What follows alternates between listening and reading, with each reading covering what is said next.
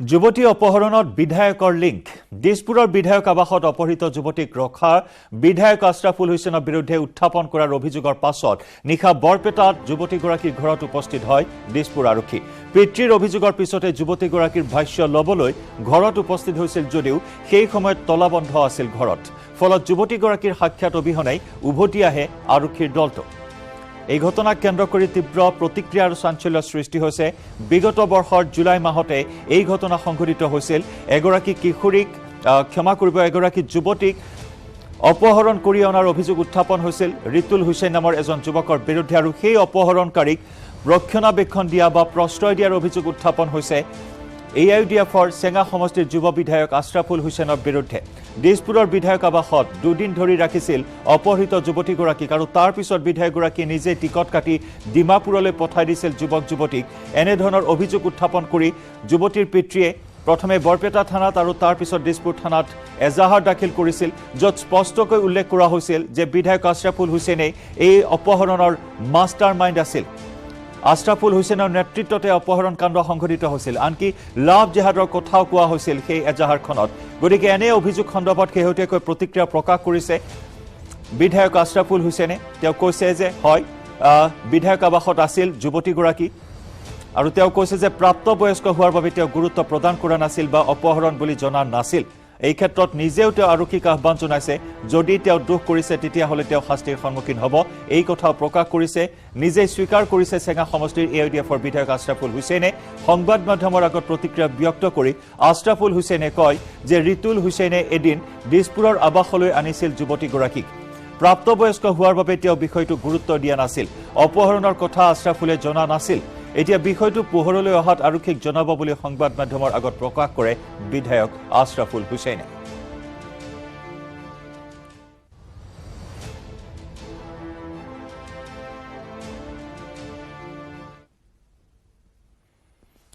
খবৰৰ ধাৰা আমি অব্যাহত ৰাখিম লৈছো আন এটি চমু বাণিজ্যিক বিৰতি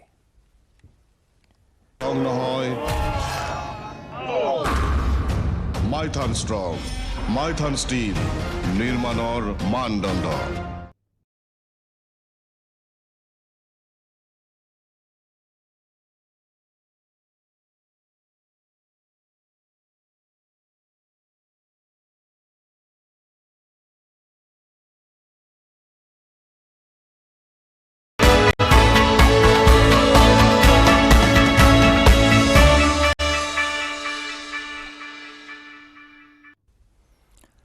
প্ৰদেশ কংগ্ৰেছৰ সভাপতি ভূপেন বৰাক দিল্লীলৈ তলব জৰুৰীকালীনভাৱে দিল্লীলৈ তলব কৰা হৈছে ভূপেন বৰাক কংগ্ৰেছ আৰু AIUDFৰ মিত্ৰতাক লৈ দিল্লীত হ'ব আলোচনা পুনৰ মিত্ৰতা হ'ব পাৰে কংগ্ৰেছ AIUDFৰ মিত্ৰতাৰ বাবে AICCক হেঁচা দিছে প্ৰদেশ কংগ্ৰেছৰ একাংশ নেতাই পুৱাই 9 বজাৰ বিমানেৰে দিল্লীলৈ ৰাওনা হৈছে ভূপেন বৰা APCCৰ দায়িত্ব সাময়িকভাৱে ৰাণা গোস্বামীক গতাই দিল্লীলৈ উৰা মাৰিছে ভূপেন বৰা এই মুহূৰ্তৰ এক গুৰুত্বপূৰ্ণ ৰাজনৈতিক খবৰ প্ৰদেশ কংগ্ৰেছৰ সভাপতি ভূপেন বৰাক দিল্লীলৈ তলব কৰা হৈছে জৰুৰীকালীনভাৱে দিল্লীলৈ তলব ভূপেন বৰাক কংগ্ৰেছ AIUDFৰ মিত্ৰতাক লৈ দিল্লীত আলোচনা হোৱাৰ সম্ভাৱনা আছে কাৰণ পুনৰ মিত্ৰতা হ'ব পাৰে নেকি কংগ্ৰেছ AIUDFৰ তেনে এক ইংগিত পোৱা হৈছে কাৰণ মিত্ৰতাৰ বাবে AICCক হেঁচা প্ৰদান কৰি আহিছে প্ৰদেশ কংগ্ৰেছৰ একাংশ নেতাই পুৱাই 9 বজাৰ বিমানেৰে দিল্লীলৈ ৰাওনা হৈছে ভূপেন বৰা APCCৰ দায়িত্ব সাময়িকভাৱে ৰাণা গোস্বামীৰ হাতত অৰ্পণ কৰি দিল্লীলৈ ভূপেন বৰা পুনৰ কংগ্ৰেছ আৰু AIUDFৰ মিত্ৰতা হ'ব নেকি আগন্তুক লোকসভা নিৰ্বাচনৰ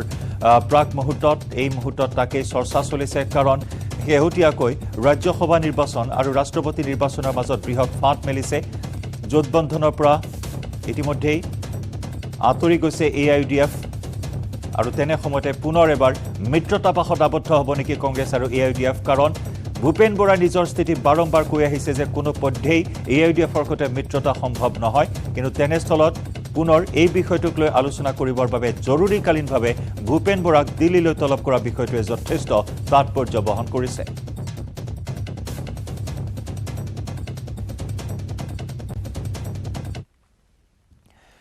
তিনিদিন ধৰি বিৰোধীয়ে উত্তাল কৰি ৰখা সদনত সৰব হ'ল প্ৰধানমন্ত্ৰী নৰেন্দ্ৰ মোদী। ৰাষ্ট্ৰপতিৰ ভাষণৰ উত্তৰ দি প্ৰধানমন্ত্ৰী মোদীয়ে কঠোৰ সমালোচনা কৰিলে বিৰোধীক। আদানী গ্ৰুপৰ পতনক লৈ লোকসভাৰ মজিয়াত ৰাহুল গান্ধীৰ নেতৃত্বত চৰকাৰক সমালোচনাৰে বিৰোধীয়ে সদন উত্তাল কৰি তুলিছিল। ৰাহুল গান্ধীয়ে গৌতম আদানীৰ সৈতে প্ৰধানমন্ত্ৰী মোদীৰ পুৰণি ফটো এখন দেখুৱাই লোকসভাৰ মজিয়াত ৰাহুল গান্ধীয়ে তুলিছিল 4টা প্ৰশ্ন। কেইবাৰ প্ৰধানমন্ত্ৰী মোদীৰ সৈতে আদানীয়ে বিদেশ ভ্ৰমণ কৰিছিল। বিজেপিৰ ইলেক্টৰেল বণ্ডৰ সৈতে কেনেকৈ লাভান্বিত হৈছিল আদানী। 2014 চনত 609টা স্থানৰ পৰা 2022 চনত দ্বিতীয় স্থানলৈ কেনেকৈ উন্নীত হ'ল আদানী। প্ৰধানমন্ত্ৰীয়ে ভ্ৰমণ কৰা দেশৰ পৰা কিমান কাম পাইছে আদানীয়ে। ৰাহুল গান্ধীয়ে অনা আন অভিযোগৰ পিছতে সদনত সৰব হৈ পৰিল প্ৰধানমন্ত্ৰী নৰেন্দ্ৰ মোদী। সদনৰ মজিয়াত উদাত্ত ভাষণেৰে কংগ্ৰেছক তোলা ধুনা দিলে প্ৰধানমন্ত্ৰীয়ে। ৰাহুল গান্ধী তথা বিৰোধীৰ মুখ বন্ধ কৰি প্ৰধানমন্ত্ৰী মোদীয়ে সদনৰ মজিয়াত দিলে চৰকাৰৰ সফলতাৰ খতিয়ান। ये पूछते थे कि ये जो अदानी जी हैं, ये किसी भी बिजनेस में घुस जाता है, ये सफलता प्राप्त कर जाता है, ये कभी फेल नहीं होता।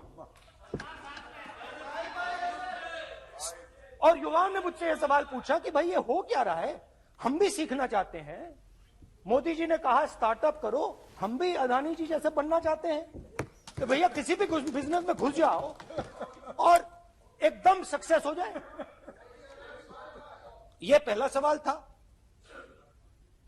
दूसरा सवाल था कि ये अदानी जी हैं, ये किसी भी बिजनेस में घुस जाते हैं। पहले ये 1-2 बिजनेस करते थे, अब ये 8-10 सेक्टर्स में काम करते हैं। Airports, data centres, cement, solar energy, wind energy, aerospace and defence, consumer finance, renewables, media.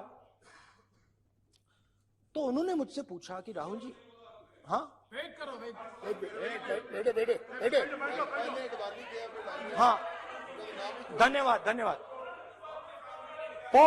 Ports की बात भी थी।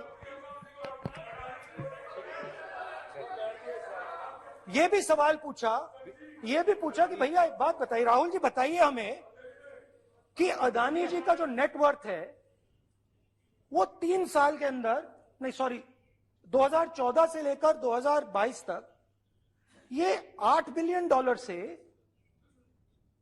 $140 बिलियन कैसे हो गया? कैसे हुआ? मोदी ये 2014 में अगर आप दुनिया की मुस्कुरा रहे हैं, आप बीजेपी में है ना आप, तो ये लिस्ट आती है, एक लिस्ट आती है दुनिया के सबसे अमीर लोगों की। इस पे ये 609 नंबर पे थे 14 में। 609 पीछे बिल्कुल।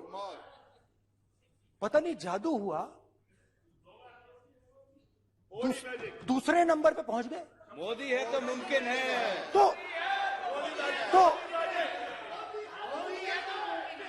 तो मुझसे पूछा यार, बहुत सारे लोगों ने पूछा कि भैया राहुल जी बताइए,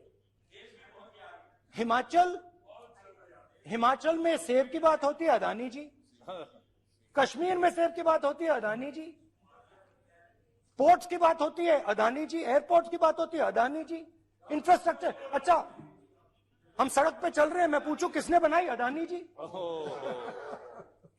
तो लोगों ने यह भी पूछा कि राहुल जी ये जो अदानी जी जो हैं, इनकी सफलता कैसे हुई? ये इतने बिजनेसेस में कैसे घुस गए?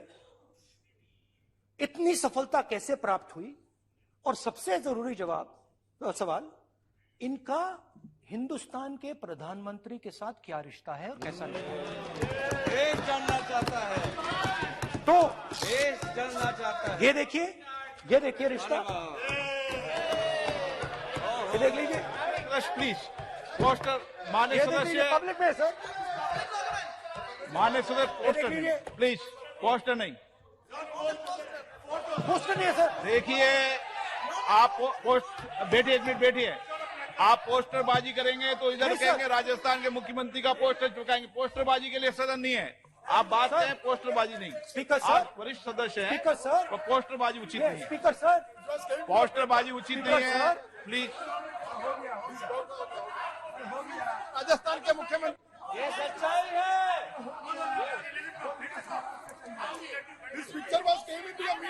चलिए,